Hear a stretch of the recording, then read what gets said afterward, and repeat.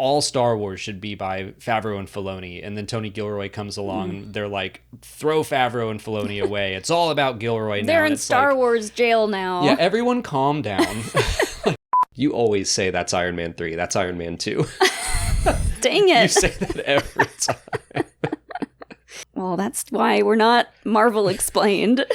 There's just no nuance on the internet in general. Most of the time when I review a Star Wars thing, I'm like, it was good. Chill. Right.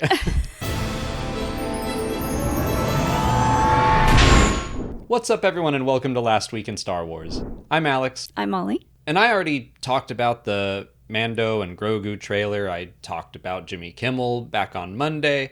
I guess that's what we're going to talk about today as well, because nothing else really happened in the world of Star Wars. Well, never mind. Something else happened. That's the curse of filming these on Thursday, so you have plenty of time to edit on Friday. Yeah, you always know if it's editing me if I have my glasses on, editing Friday footage. So Thursday night, they put out the trailer for Star Wars Visions Volume 3. It was really great. Really liked it. I'm really excited for Visions. Yeah, this came out while we were out doing bar trivia, and we were like, why did this come out so late? But we think it's because it was a better time to come out internationally. Yeah. So yeah, I really, really dug this trailer.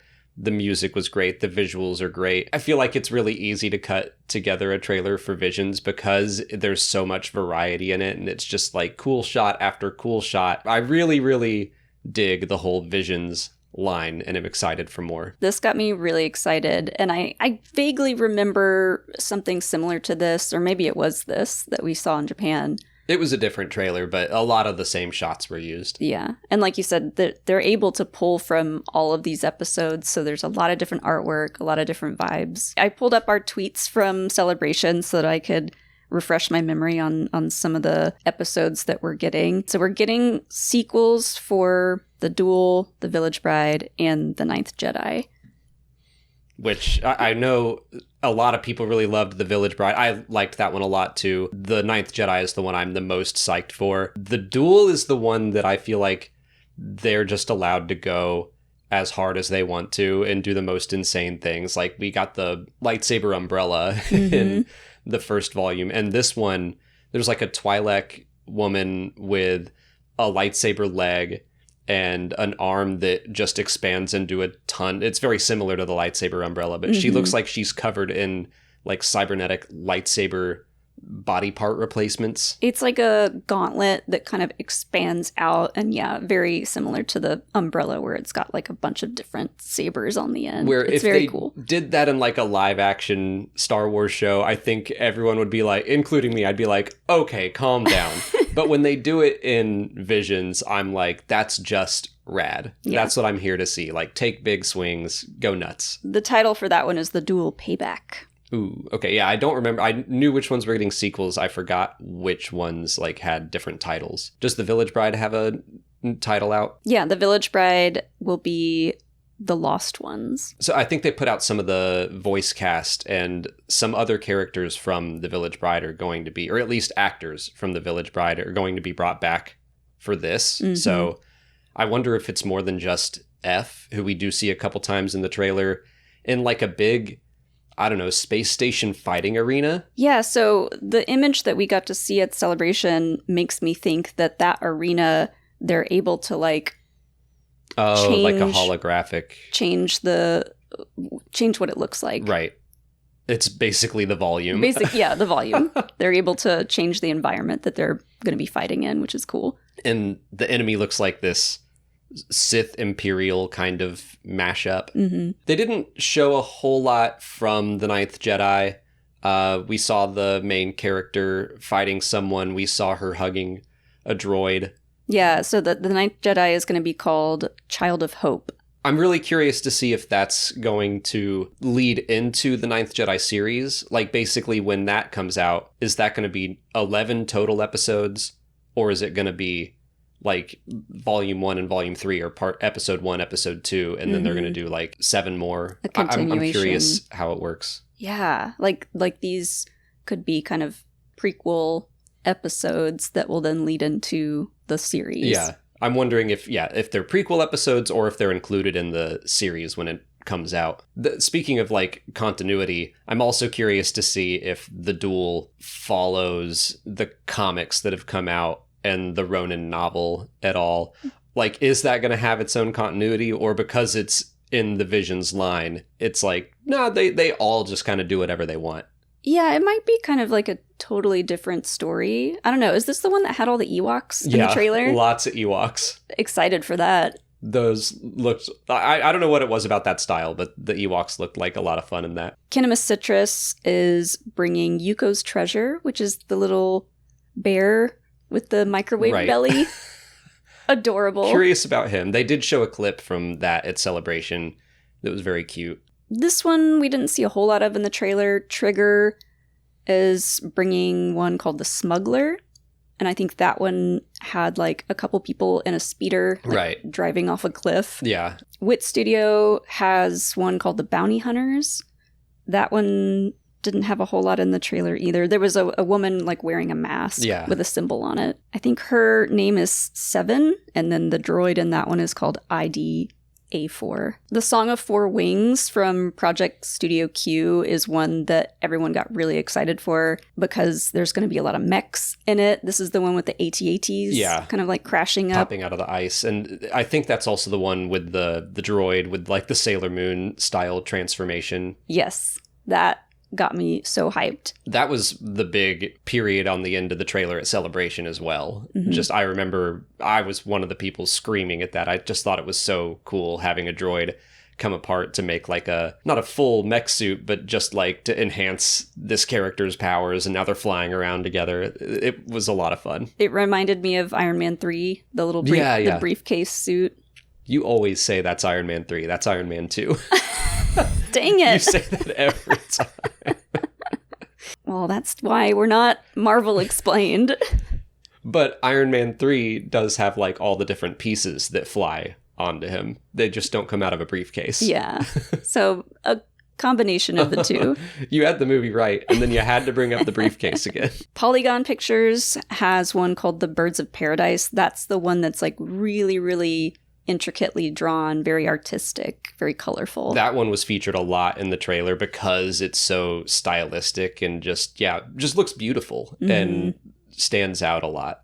David Production has one just called Black, and this is one that was in, I think, a French film festival. It's been shown a couple times. We haven't seen it. A couple different festivals. It looks like a lot of stormtroopers, and this one's very, very stylized. I think that's where the X-Wings were from, that one. Those were in the trailer, and of course I'm always going to point out X-Wings, but I think that was from Black. Main characters are Stormtrooper. They showed a short clip at Celebration. The music is similar to Cowboy Bebop. I do remember that. I don't anymore. Celebration was such a haze. I know. This was like the last day too. It's like, thank goodness we live tweeted some of this panel, or otherwise I would have been like, I don't remember much about it. I remember the feelings that the trailer gave me back in April, but that's about it. Yeah.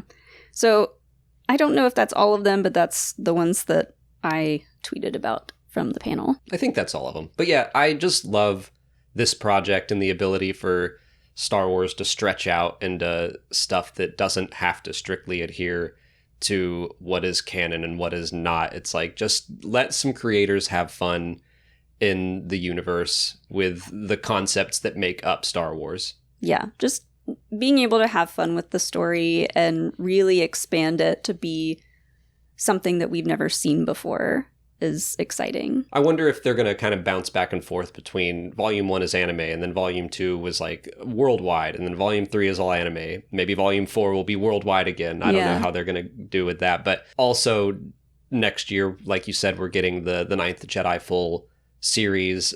I'm very excited about that. Not just because I loved the Ninth Jedi in Volume 1. That was my favorite in Volume 1. But the idea that we could get full stories surrounding some of these, like I would follow up on Screecher's Reach from Volume 2 in a heartbeat. Yeah. Whether these are series or like they could do little features, or I don't know. I feel like this has a lot of potential. Ooh, we could add Screecher's Reach to like our spooky season rewatch schedule. Oh yeah. It gave me good spooks.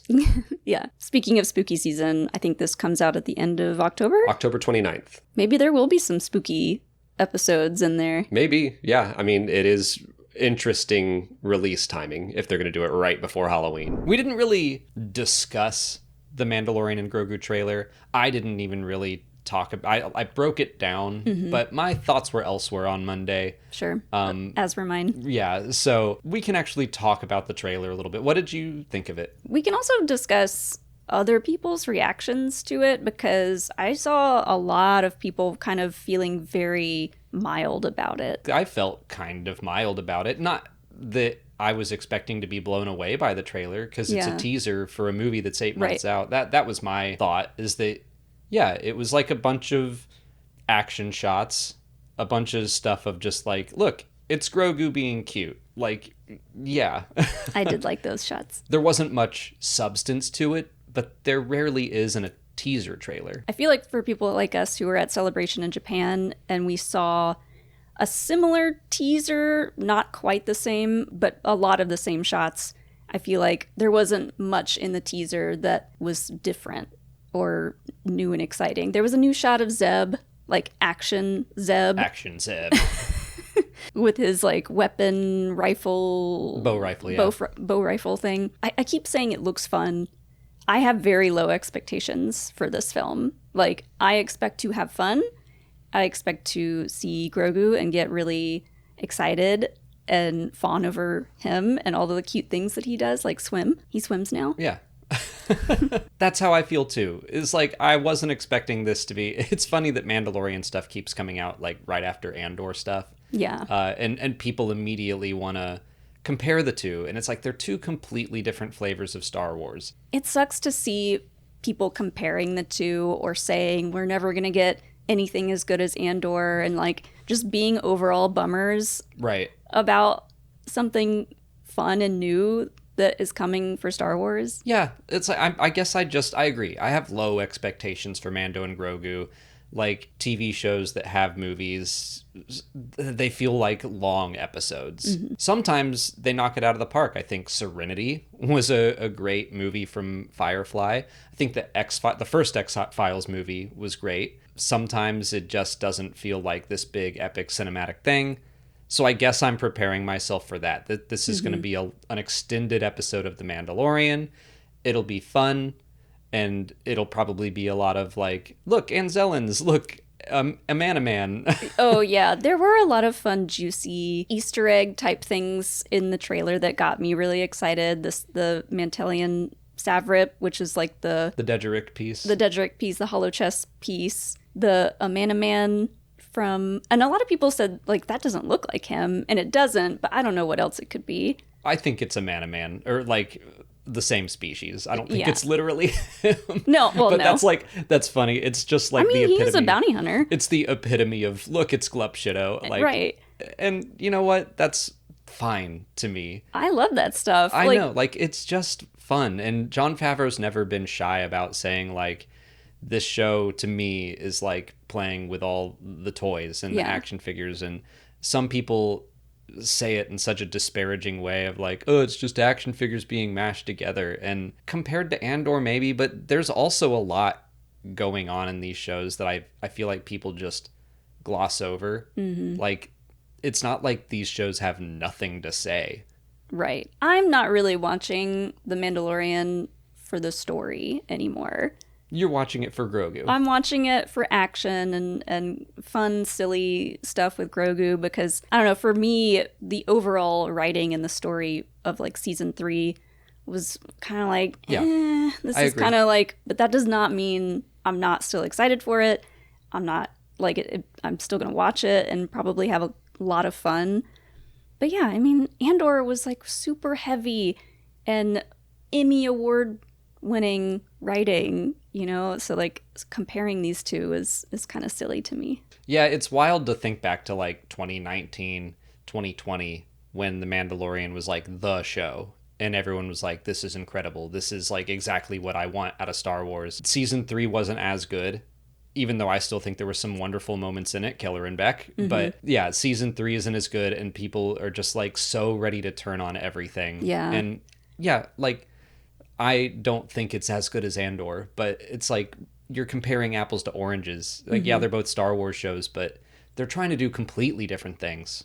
And I did something I think that we talk about all the time that I feel like is hard, but I'm always preaching not to do this, is like I set up expectations in my mind for where the story was going to go, and when it didn't go there, Yeah. I was kind of like bummed about it. And I know I did that to myself. Like, I'm not blaming the writers and the showrunners for that. A lot of that had to do with like Din putting the helmet back on and the armorer. You know, we were convinced that the armorer was like a villain. Yeah, I mean, we were bringing our personal story. I was definitely bringing like my personal history and religious trauma into all of that, and I still kind of view the armorer as like, I'm giving you the side eye. Oh yeah, it's very culty vibes. It is weird though, like to be in this position where we watched the trailer and we were both kind of like, okay. I would say it didn't really affect my hype levels, but also to be like defending it against the people who want to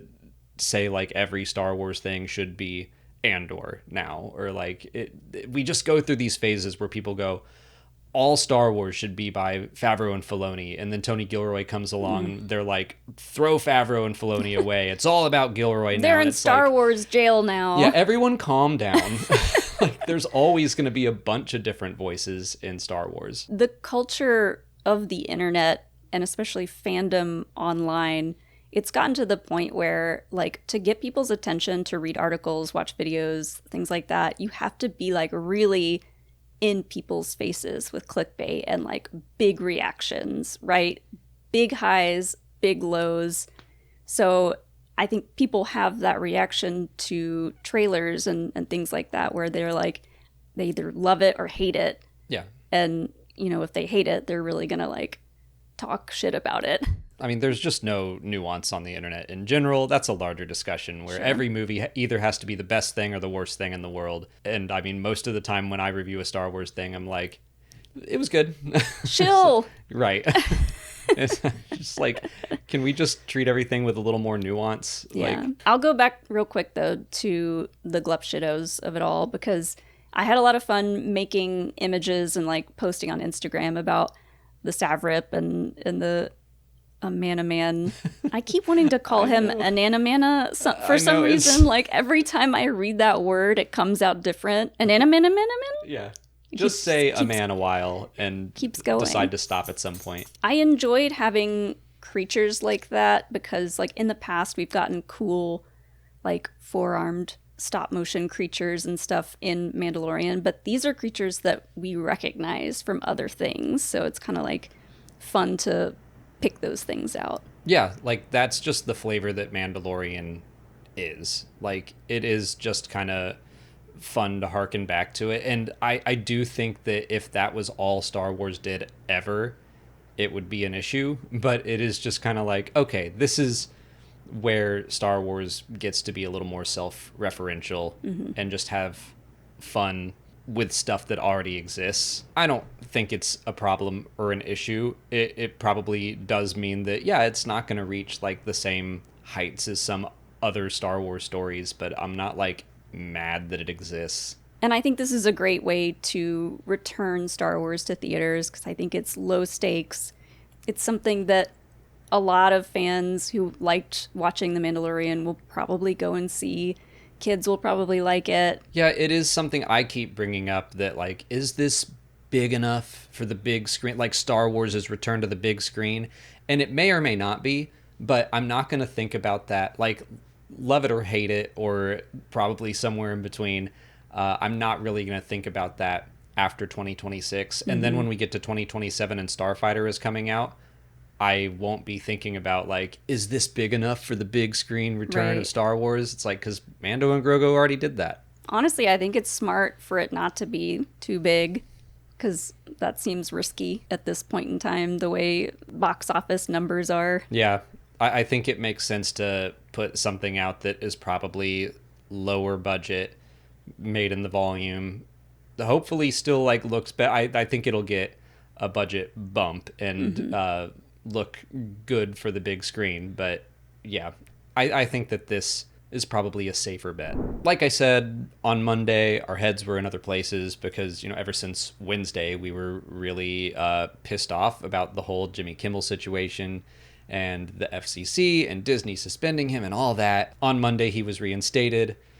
Obviously, that's a step in the right direction, but we're not saying like, okay, great, all is forgiven. Right, yeah. It still kind of leaves a scar. It's going to be hard trust-wise going forward, but it is a step in the right direction. It's just scary that it happened at all. Yes, that's how I feel. And it's like these corporations need to know that the administration is not going to back down. They're not going to be like, okay, great, thanks. Like, we'll never ask for anything else again. Yeah. It's always going to be asking for more and pushing, not even asking. It's always going to be threatening for more and more and more. And so at some point, they need to stand up and say no. Kimmel had a great returning monologue, and he talked a lot about how what this really boils down to is not late night TV hosts or whatever. It's like the media and the press, and how people are trying to control what it is that they say, and that's dangerous. Kimmel and John Oliver both made the point that comedians aren't that important, but authoritarians tend to go after comedians and satirists and satire first because their skin is so thin. They're little babies. Yeah. They don't like having their feelings hurt. They sure don't. Moving on to last week in canon, there was only one issue this week, Dr. Aphra Chaos Agent issue 4. I do think that this was one of the better issues so far. I've been having a weird relationship with all the comics recently. I know Chewbacca comes back in this one. Yeah. I didn't read this one in time to record, but you can tell me all about it. So basically, Aphra and Chewie are paired together. They're protecting a prince from kidnapping. There was a kidnapping threat from Chrysanthemum. So I guess they needed a little extra muscle, so they sent Chewie, and Aphra had worked with Chrysanthemum in the past, so they sent her. The setup is a little shaky, I think, because I'm like, she's supposed to be an archaeologist. Why is she playing protector for this snotty little prince? Right. But I think it's just her previous relationship with Chrysanthemum. Anyway, she finds out that the prince, like, paid for his own kidnapping. Oh. He's like a child, and he just doesn't want this future for himself. And so Aphra is like, oh, okay, and like lets Chrysanthemum kidnap the kid. And there was one frame of this child like running off with this giant scary Wookiee, but they're just like holding hands. Aww. That did make me laugh. That's adorable. I want to say, like, the art on this one, I wasn't crazy about the art for the first 3 issues. I really liked the art for this one. It felt a little more just like classic Aphra. Same artist? Different artist? Different artist. Oh, okay.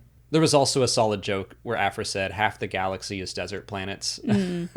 I liked that. It really be like that.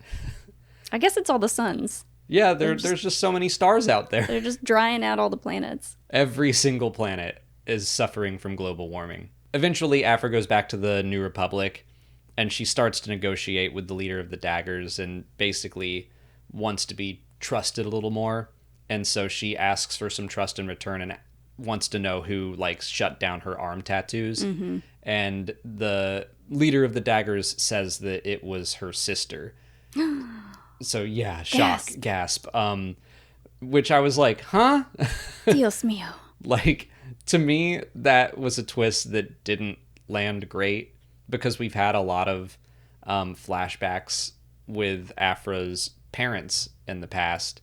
Never once mentioned a sister.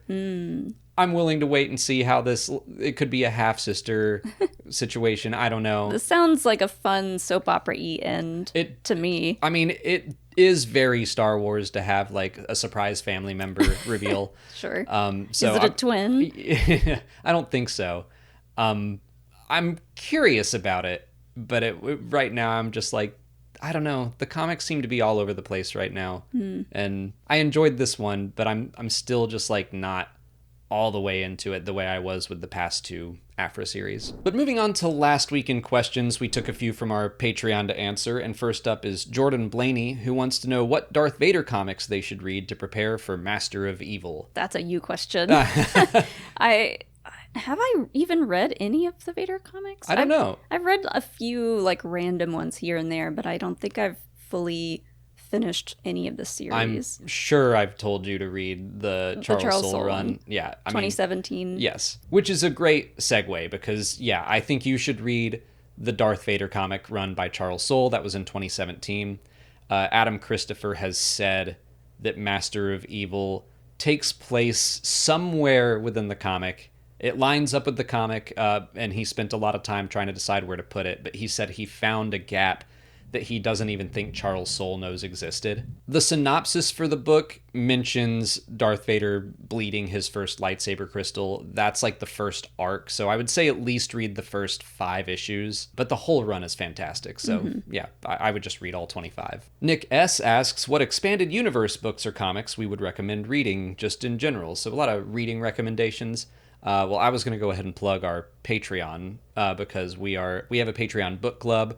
We meet once a month, and usually we're covering the new canon books that are coming out. Right now, we're in a bit of a gap. So in October 27th, we're going to do a book club for the original Thrawn trilogy, the Legends one, so Heir to the Empire, Dark Force Rising, The Last Command. I just finished rereading Heir to the Empire, so I'm getting ready for Dark Force Rising. I ordered the compendium of all of the comic books for the Legends Thrawn trilogy because I don't think I could finish all 3 books before October 27th. There's a lot of comics to read, so I'm going to try to get through that.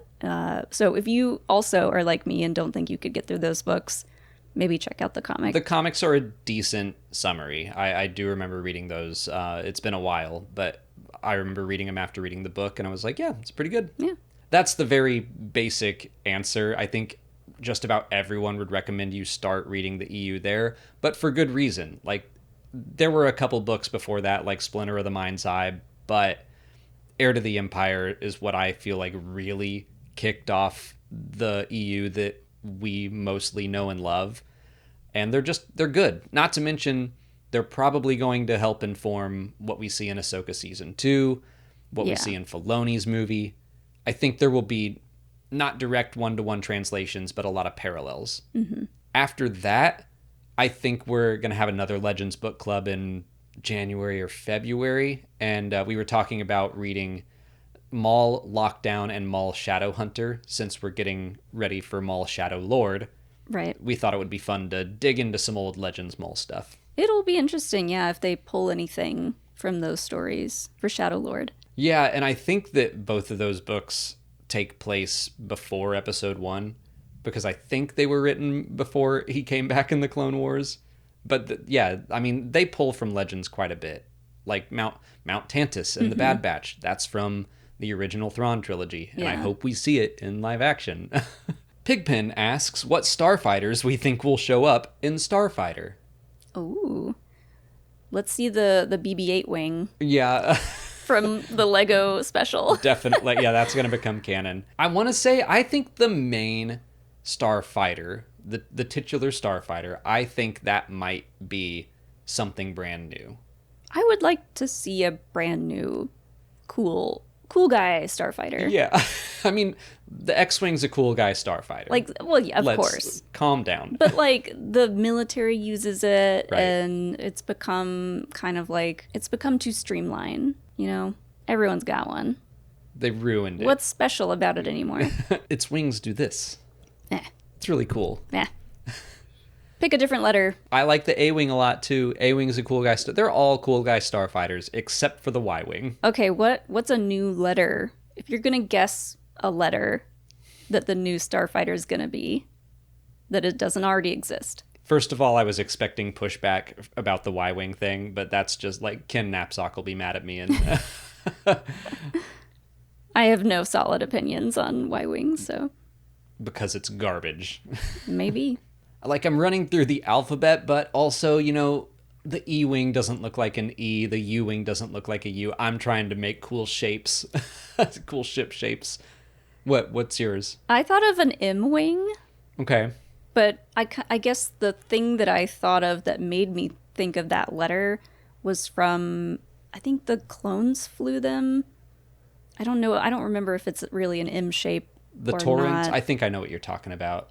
No, maybe I'm thinking of the V-Wings. Oh. Like something similar to that, but like, I don't know. It doesn't have to look like a letter, but I'm just trying to think of what a new Starfighter would even look like, or if it will even have a letter name like a lot of the other ones. I feel like in Solo they really popularized the M68 as being like this hot rod of I love that speeder. Of a speeder. So something that feels kind of like that, something between the M68 or like the N1 in that kind of family. Yeah, like I would love to see something more along the lines of the N1. Like, I don't really want it to be named after a letter. And I agree, like, it doesn't necessarily have to be a military ship. Like, it could just be, I don't know, some prototype he gets his hands on for this mission, or who knows. And I'm just really curious to see what they come up with, because so many... I don't envy the concept artists and the designers, because, like, so many ships have been made now. Yeah. That to think up something that feels new and iconic and still very Star Wars has got to be a challenge. I mean, they probably, like, Doug Chiang, I'm excited for his book to come out, because he's done who knows how many drawings of different types of ships and concept art and all that stuff. So, like, they probably got a lot in storage to kind of pull from. But yeah, it is going to be tough.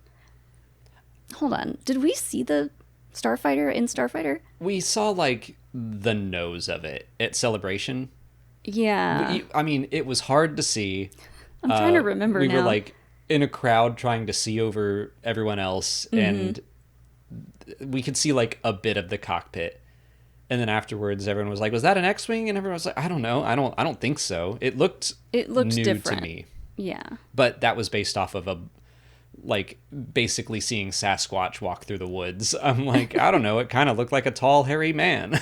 I think it's in the black and white picture too. But again, it's like the shadow of it. It's like a silhouette. Right. I'm sure we'll see it in the trailers, but those are a ways off. So yeah, I don't know. I don't really think that it's going to have a letter. Maybe it'll be made out of some kind of like new material that's really lightweight, so it can go real fast. I keep thinking about the Blackbird from Battlestar Galactica. The one that all the crew made? Yeah. Yeah. The stealth one. Yeah, I love that ship. That's what I want it to be. It's just something new that feels fresh, because the sequel trilogy got a lot of flack for just it's X-Wings and TIE Fighters again. Yeah. And I mean, like I said, I love X-Wings. I liked the bombers, but they're bombers. Right. I mean, that was something new, but a lot of it was just like the same stuff. So I think they need to make something that feels very, very new. Mm-hmm. I don't know enough about spaceship design to really be able to provide a good answer for this. I think neither do I. Like, thank goodness I'm no concept artist. I fully believe Doug Chiang, and the company can make up something that feels totally new and yet still comfortably fits within Star Wars. I'm just over here like, I don't know. I guess I'll go through the alphabet and see what comes to me. Because I'm reading Project Hail Mary right now, I'm trying to picture in my mind Rocky's ship design, and it's kind of like a big flat-ish kind of ship. The way it's described, it kind of reminds me of the Supremacy, actually. Maybe it'll be something like that, but lil. Big flat lil ship. Yeah. But that's it for last week in Star Wars. Next week, the new issue of the main Star Wars comic is coming out, so we'll cover that. Until then, please like this video, subscribe to the channel. Follow us on Twitter, Instagram, Facebook, TikTok, and Blue Sky. And consider checking out our Patreon page. As always, thanks for watching, and may the Force be with you.